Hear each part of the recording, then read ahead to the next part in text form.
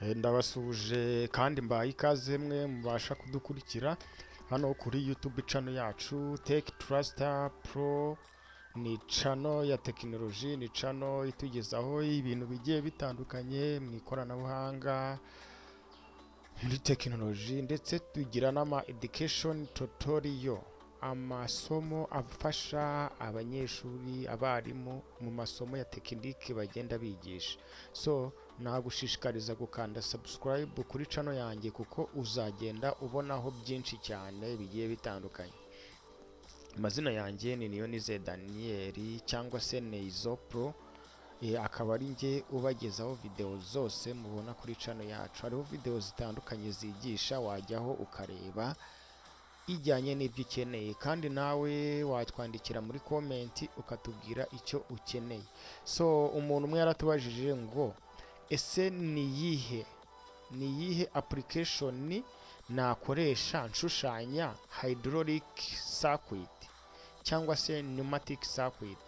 So naje kubona ama application menshi, ariko muhitiramo iyo bita fluid sim kuko iroroshye, nta space igira kuri mudasobwa, abasha kuyikoresha yubaka circuit yiwe akeneye gukoresha. So iyo ufunguye fluid sim, so link ya fluid sim murayisanga muri description ya video yanjye. Niba ushaka kuyidownloadinga ukayitunga muri machine yawe, urayisanga muri description ya video yanjye. So iyo uyifunguye ubona screen yawe imeze uko nguko. So ahangaha tugira icyo bita component library. Component library nk'uko mubona hano harimo icyo bita hydraulics. Hydraulic rero iba ifite icyo bita supply element. Iyo dukanze hano kuri supply element tubona element zose tubasha gukora supply. Hano dufitemo nka pump, dufitemo reservoir, dufitemo variable displacement pump, dufitemo tank, dufitemo filter, kura n'ibindi bitandukanye bitewe na symbol ushaka. So tukaza kuri actuator. Actuator murabizi ko tugira actuator zitandukanye. Hano bagaragajemo nka za cylinder, bagaragazamo motor. That is cylinder. So that is actuators. So hano tugiramo valve. Valve muzi ko valve tugira ubwoko bwinshi bw'ama valve. Nk'izi ngizi urabona ni directional control valve.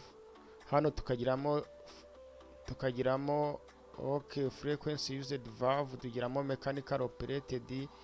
Izi ni operation ze operating za DCV zacu. Hari mechanical, hari solenoid bitewe n'iyo ugiye gukoresha, nimba iri command yayo iri solenoid. So tukagira ama shoot off valve. Hano urabona n'ama-check valve n'izindi na za pilot zigiye zitandukanye bitewe na valve ushaka. Tugira icyo bita pressure control valve. Murazibona za pressure relief valve, pressure sequence valve, pressure reducing valve. Hano hari ubwoko bwinshi bw'ama valve. Urabona ko iyo ukeneye yose urayibona. Tukagira icyo bita proportional valve. Ngira ngo hano zose urimo uragenda uzibona uko component zitandukanye. So tukagiramo measuring instrument. Murabona ko za manometer, za pressure indicator n'izindi zose zirimo hano ziratandukanye. Tukagiramo habamo n'icyo bita electrical control. Electrical control nabwo tugira actuator nka DC motor, urabona ko turayifite. Tugira za power supply, hano ngira ngo urazibona. Tukagira relays n'izindi component ziri electrical ushobora gukoresha. So tukagira digital technique n'izindi hano zitandukanye.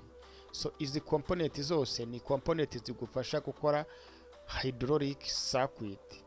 So reka none nk'uko yatubwiye ngo ni gute wakora hydraulic circuit, iyi video igiye kukwereka ukuntu wakora hydraulic circuit, ukuntu wayiraninga n'ukuntu watestinga amakosa, troubleshooting, ukareba ahantu wakoze amakosa ukabasha kuhakosora. So niba ari ubwa mbere ubonye no video, nakubwira ngo kora subscribe, kandi byaba